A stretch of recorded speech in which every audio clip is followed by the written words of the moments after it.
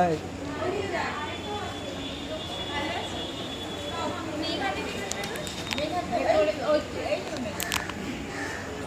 মেঘা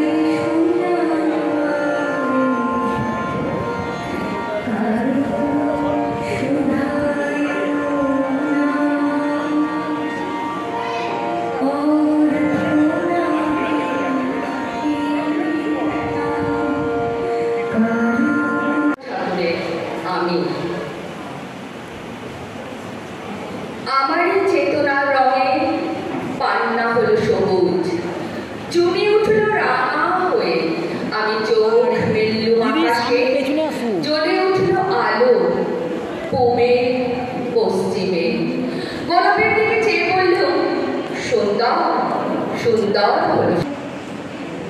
বাবা অজর ছাড়ে কেঁদে চলেছেন আর বলছেন ধন্য রবি ঠাকুর ধন্য, আমি তোমায় বুঝতে পারিনি। আমার ধুলায় ধুলায় ঘাসে ঘাস। আমি সৌম্যজিৎ চ্যাটার্জি, আমি ব্যারাকপুর থেকে এসেছি।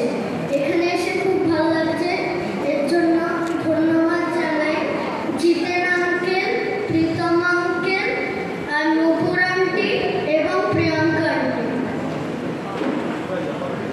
কবি বিশ্বকবি রবীন্দ্রনাথ ঠাকুরের লেখা কবিতা বীরপুরুষ।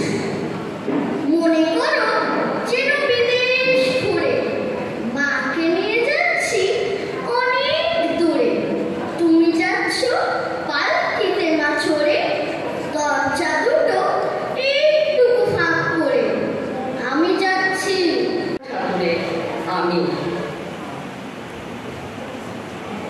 আমারই চেতনার রঙে পান্না হলো সবুজ, জমি উঠল রাঙা হয়ে, আমি চোখ মেললুম আকাশে, জ্বলে উঠল আলো কমে পশ্চিমে, গোলাপের দিকে চেয়ে বললুম সুন্দর সুন্দর হলো সে। তুমি বলবে যে তত্ত্ব কথা, এ কবির বাণী নয়। আমি বলি কিন্তু এটাও ঠিক যে destructive activity time to time হতেই থাকে, কিন্তু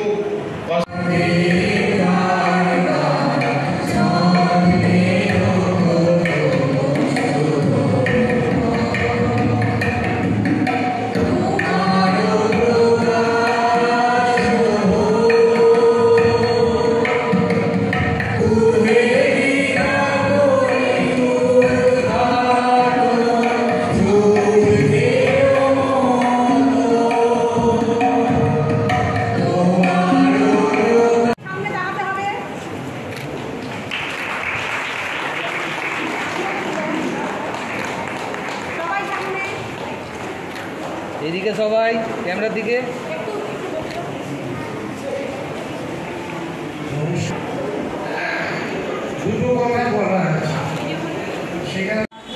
আজ সান্ধ্যকালীন একটি সুন্দর অনুষ্ঠানের মধ্য দিয়ে কবিগুরু রবীন্দ্রনাথকে স্মরণ করতে চলেছেন কবিতায়, গানে, আড্ডায়। এই সম্বন্ধে কি বলবেন? 12 মাসে 13 পার্বণ, বাঙালির তো উৎসব মুখর একটা জীবন, সবসময় একটা উৎসবের মধ্যে থাকতে ভালোবাসে। আর বৈশাখ মাস আসলেই তো রবীন্দ্রনাথ। একটা বৈশাখী আড্ডাতে আপনি উপস্থিত ছিলেন এবং সেখানে বেশ কিছুক্ষণ ধরে আপনি সেই উপভোগ করলেন এবং ছোট ছোট ছেলে মেয়েদের কবিতা থেকে শুরু করে গানের আড্ডায় মেতে উঠেছিলেন আপনিও। কেমন লাগলো? খুব ভালো, কারণ হচ্ছে এই রাজবাড়িতে ঐতিহ্য হচ্ছে বাংলার রেনেসাঁ। শিল্পীদের একটাই বার্তা দেব যে পশ্চিমবাংলার বাঙালি শিল্পীরা সময়ে সময় যখনই সারা বিশ্বে কোনো ভুল হয়েছে এখান থেকে প্রতিবাদ হয়েছে।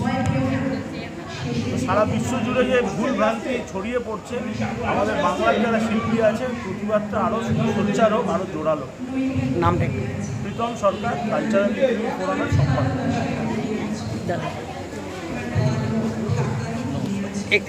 আপনি কি বলবেন এখানে এই অনুষ্ঠানকে কেন্দ্র করে? আমাদের এই অনুষ্ঠান, এটা আমাদের আরও আমরা অনেকগুলো অনুষ্ঠানের মধ্যে দিয়ে আজকে এই অনুষ্ঠানটা করছি আমাদের এই কালচারাল ফোরাম বলে।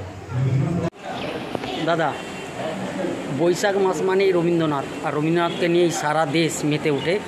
তার সাথে সাথে আজকে এই মুহূর্তে রবীন্দ্রনাথকে নিয়ে বৈশাখী আড্ডায় মেতে উঠবে। আজকে নিউজ টুডে আর বন্ধু এক আশা সংস্থার যৌথ উদ্যোগে শোভাবাজার রাজবাড়ির নাট মন্দিরে এক বৈশাখী অনুষ্ঠান, যেখানে রবীন্দ্রনাথ ঠাকুরের বিশ্বকবি, তার ভাবধারা, তার গান, তার